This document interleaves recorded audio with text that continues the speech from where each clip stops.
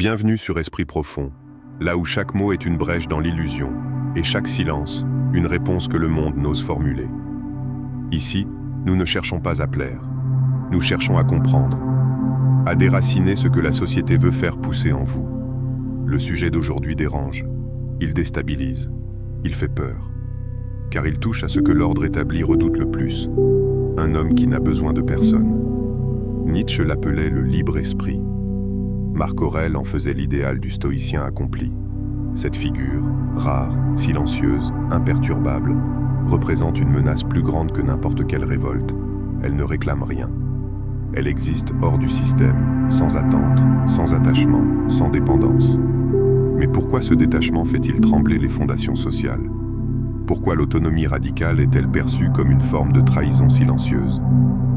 Dans cet épisode, Esprit Profond vous invite à plonger dans la vérité nue que cache cette question. Non pas pour y répondre à la manière des manuels ou des idéologues, mais pour en faire l'expérience, dans votre chair, dans votre conscience, dans votre solitude. Préparez-vous à ne plus penser comme avant. Vous entrez maintenant dans l'espace intérieur de la lucidité, le silence de l'invulnérable. Celui qui se suffit à lui-même est redouté par ceux qui dépendent du bruit. Il y a un homme que tu croises parfois. Il parle peu. Il observe.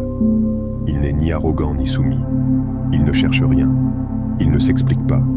Il ne cherche pas à convaincre. Tu ne comprends pas vraiment ce qu'il veut, parce qu'il ne veut rien de toi. Et c'est là que tout commence. Dans un monde saturé de validation réciproque, l'homme qui n'a besoin de personne est une anomalie. Il est un trou noir dans la mécanique sociale. Aucune émotion ne rebondit sur lui, aucun besoin ne s'accroche à lui. Il se suffit. Et dans ce monde, l'autosuffisance est une hérésie. Car ici, la valeur d'un individu se mesure à ce qu'il donne, mais surtout à ce qu'il demande. Le drame collectif repose sur cette loi tacite. Si tu n'as besoin de personne, tu deviens inutile pour tous. Et si tu es inutile, tu es dangereux, car tu n'alimentes plus la dépendance collective. L'homme invulnérable ne l'est pas parce qu'il est froid ou distant. Il l'est parce qu'il a transcendé l'obligation de se prouver. Il a arraché la racine du besoin de plaire. Il a tué ce réflexe qui pousse les hommes à mendier des sourires, à quémander des likes, à vivre à travers des yeux étrangers. Il ne cherche pas l'amour. Il l'incarne. Il ne demande pas le respect. Il l'impose par sa posture. Il ne quémande pas la paix. Il est la paix. Le besoin de reconnaissance est la première forme de soumission. L'indifférence au regard d'autrui est la première forme de souveraineté. Tu penses peut-être que cet homme est seul. Tu te trompes. Il est libre. Il ne confond pas présence et compagnie. Il ne confond pas validation et amour. Il ne confond pas bruit et connexion. Toi, tu plais. Tu ajustes tes mots, tes habits, ton ton. Tu souris pour ne pas gêner. Tu t'excuses même quand tu as raison. Tu vis dans une chorégraphie de compromis, de peur, de soumission émotionnelle. Et cet homme silencieux, par sa simple existence, révèle tout cela. Il est la preuve vivante que ton monde intérieur est un échafaudage fragile, bâti sur l'angoisse du rejet. Ce que tu appelles l'empathie est souvent une stratégie. Ce que tu nommes gentillesse est souvent commerce. Ce que tu crois être de l'amour n'est qu'un besoin de consolation. Il marche seul, et pourtant il avance plus vite. Il vit sans artifice, et pourtant il rayonne davantage. Il ne mendie rien, et pourtant il possède tout ce que tu veux. Paix, clarté, force. Il n'a pas besoin d'appartenir à une tribu. Il n'a pas besoin de poster son sourire pour qu'on le valide. Il ne se confesse pas, ne se compare pas, ne s'excuse pas d'être ce qu'il est. Et tu le détestes. Non pas pour ce qu'il t'a fait, mais pour ce qu'il t'oblige à voir. Il est ce que tu aurais pu devenir si tu avais renoncé à plaire. Il est la version de toi-même qui n'a jamais mendié. L'homme invulnérable est la négation vivante de la comédie sociale. Il n'est pas un modèle, c'est une menace. Parce qu'il montre que l'on peut exister sans réclamer, qu'on peut aimer sans supplier, on peut vivre sans se prostituer pour un regard. Alors la société l'étiquette, asocial, froid, distant, fermé. Mais elle évite le mot juste, souverain. Question, es-tu libre d'aimer ou seulement programmé à supplier? Le mythe du prisonnier affranchi. Il était une fois une ville sans mur, une ville ouverte, vaste, lumineuse. Les gens y allaient et venaient librement. Ils travaillaient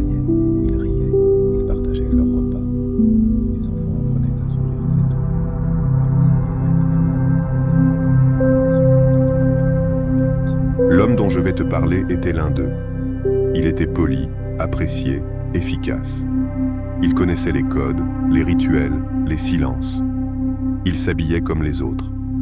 Il plaisantait quand il le fallait. Il applaudissait les bons discours, participait au débat sur le monde, sur l'avenir. Il consommait, il célébrait, il souriait, toujours. Et un jour, il s'arrêta. Il ne rit plus aux blagues. Il ne participe plus aux discussions. Il cessa d'acheter. Il ne célébra plus les fêtes collectives. Il ne donne plus son opinion. Il n'en demanda plus non plus. D'abord, on le regarda avec surprise, puis avec suspicion. On tente de le ramener.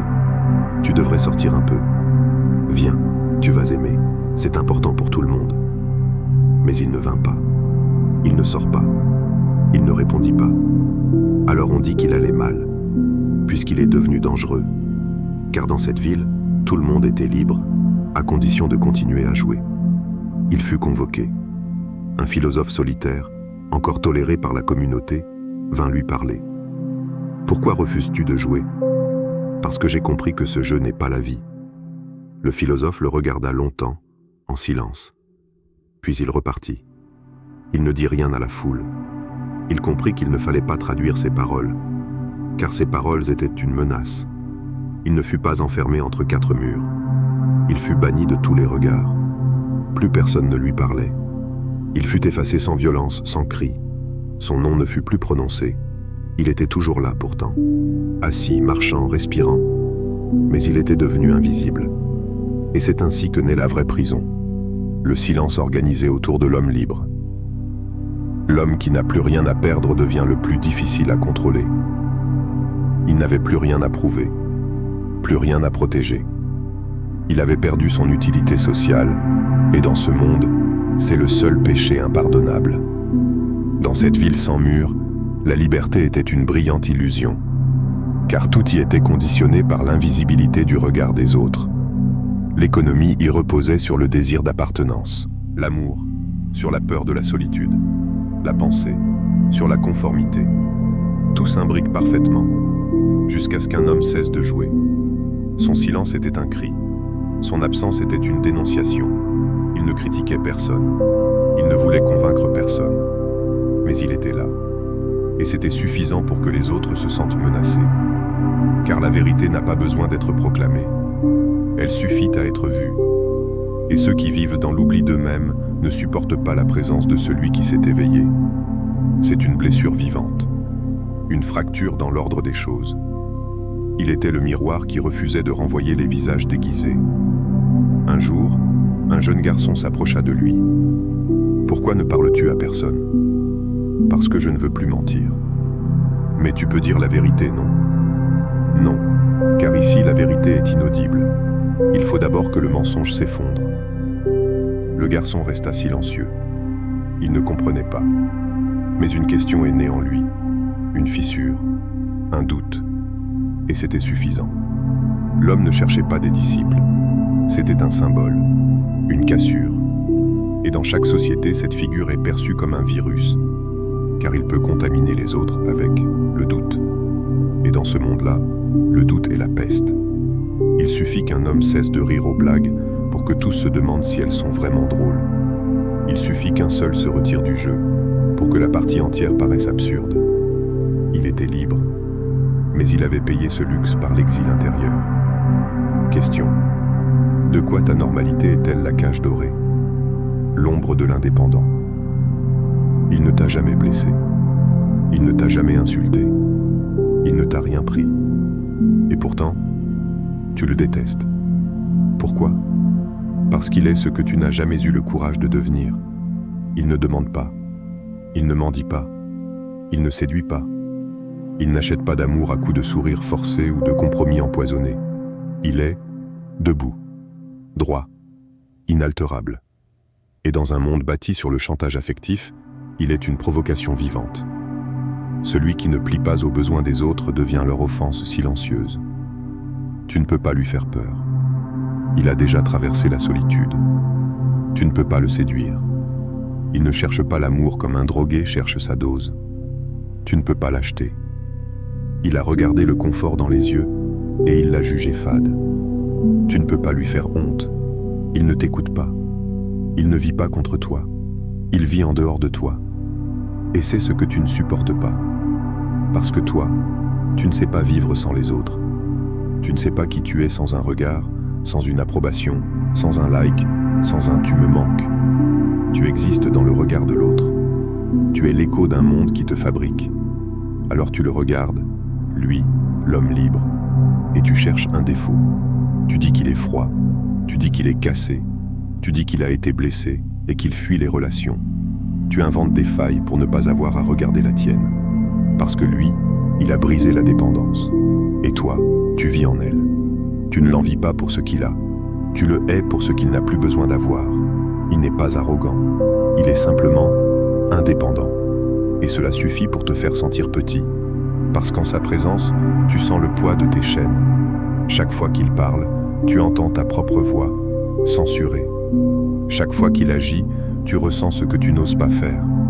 Chaque fois qu'il se tait, ton vacarme intérieur devient insupportable. Il est le silence qui révèle ton bruit. La vraie grandeur est de rester debout, même si tous les autres se prosternent. Marc Aurèle. Mais toi, tu as besoin d'être aimé. Tu as besoin d'être entendu. Tu veux être validé. Tu es encore prisonnier. Alors tu te caches, derrière la gentillesse, derrière le « je suis sociable », derrière l'altruisme qui n'est souvent qu'un besoin d'amour masqué. Et lui, il te renvoie ce miroir sans filtre. Tu n'aides pas parce que tu es bon, tu aides parce que tu veux qu'on t'aime. Tu ne donnes pas par abondance, mais par peur du vide. Tu n'aimes pas librement, tu échanges. L'homme indépendant n'est pas sans émotion, il est sans transaction. Et c'est cela qui t'arrache. Il peut t'aimer sans dépendre. Il peut donner sans attendre. Il peut exister sans te faire exister. Tu ne détestes pas sa solitude. Tu détestes qu'il n'ait pas besoin de toi. Alors tu le rejettes, tu le caricatures, tu l'isoles. Parce que si tu l'acceptais, il te forcerait à regarder ta propre faiblesse. Et ce regard, tu n'es pas encore prêt à le supporter. Question. Ton besoin des autres vient-il de l'amour ou de la peur d'être seul avec toi-même? La prière muette de l'homme libre. Il ne dort pas tard. Il n'émerge pas dans le chaos d'un réveil imposé. Il s'éveille, comme la lumière au bord de l'horizon. Lentement, volontairement. Il ne regarde pas son téléphone. Il n'ouvre pas ses applications. Il reste là, dans le silence. Ce silence que t'enfuis, qu'on remplit d'informations, de stimulation, de musique ou de bavardage. Lui, il l'habite, comme un temple sacré. Il s'assoit, il ferme les yeux. Il ne cherche pas à s'échapper, il s'enfonce. Son esprit n'est plus un champ de bataille. Il a cessé de lutter contre ses pensées, il les regarde. Il les reconnaît, il les laisse partir. Il ne prie pas un Dieu extérieur, il prie vers l'intérieur. C'est une prière muette, une offrande de présence, une écoute totale. Il écoute ses peurs sans les nourrir. Il observe ses désirs sans s'y attacher. Il sent sa colère sans la transformer en action. Il ne se fuit plus. L'homme libre est celui qui vit selon sa propre nature, non selon celle des autres. Il est là, avec lui-même, comme un compagnon fidèle. Il n'attend rien de plus. Pas de compliments, pas de signes, pas de récompense. Il a cessé d'être un mendiant spirituel. Il est devenu un gardien intérieur. Il n'a pas besoin d'un café pour exister, pas besoin d'une story pour exister, pas besoin d'un miroir pour se voir. Il est. Et c'est cette simplicité que le monde redoute. Car le monde est devenu un marché de distraction, de divertissement, d'excès. Un monde où le silence fait peur, où l'absence de bruit est ressentie comme un manque. Mais lui, il ne ressent aucun manque, parce qu'il s'est trouvé. Et ce qu'il a trouvé, ce n'est pas une perfection. Ce n'est pas un personnage. C'est un sol intérieur, une assise, une paix nue. Il ne cherche plus la nouveauté. Il cherche l'authenticité. Il ne cherche plus à séduire. Il cherche à être. Il médite sans attendre d'éveil spectaculaire. Il est éveillé dans l'ordinaire, dans la respiration, dans la discipline. Et chaque jour, dans ce silence du matin, il se construit. Il affine son regard. Il clarifie ses pensées. Il renforce sa souveraineté. Il ne se demande pas comment plaire. Il se demande comment rester aligné. Il ne demande pas ce qu'on attend de lui. Il demande « Qu'est-ce que je choisis d'être aujourd'hui ?» Le bruit du monde recommencera dans quelques heures. Mais lui, il a déjà choisi son axe. Il ne réagira pas. Il agira. Et s'il doit rester seul dans sa direction, il restera seul. Parce qu'il n'a plus peur de lui-même. Tu crois peut-être que c'est un luxe, mais ce n'est pas un privilège. C'est un effort, une discipline, une radicalité. Tu crois que c'est du repli, mais c'est une avancée intérieure. Tu crois qu'il se coupe du monde. Non, il est pleinement dans le monde, mais pas dans l'agitation du monde. Il est dans sa conscience. Il est devenu souverain. Et dans une société fondée sur la dépendance émotionnelle et l'hyperstimulation, cela fait de lui un problème. Il ne consomme plus, car il n'a plus besoin de remplir un vide. Il ne s'exhibe plus, car il n'a plus besoin de se justifier. Il n'adhère plus, car il n'a plus besoin d'appartenir. Il est la preuve vivante que l'on peut être complet, seul. Et cela, personne ne veut le croire. Question. As-tu déjà passé un jour entier sans chercher un autre regard que le tien? Tu as maintenant vu ce que la société tente de cacher. Non pas un complot extérieur, mais un mécanisme profond. Le rejet de celui qui n'a plus besoin d'être approuvé. Ce n'est pas l'orgueil qui effraie, c'est l'autonomie. Ce n'est pas le chaos qui dérange, c'est la paix intérieure que rien ne contrôle. Ce n'est pas l'isolement qui choque, c'est l'homme capable de s'en faire un royaume. L'homme libre est une fracture dans le décor, une invitation muette à sortir du théâtre. Et toi, maintenant, que feras-tu de cette vérité? Il n'y aura pas de guide, pas de mode d'emploi, seulement une voix intérieure, celle que tu as trop longtemps ignorée. Tu peux continuer à chercher l'approbation, ou tu peux redevenir ton propre centre de gravité. À toi de choisir.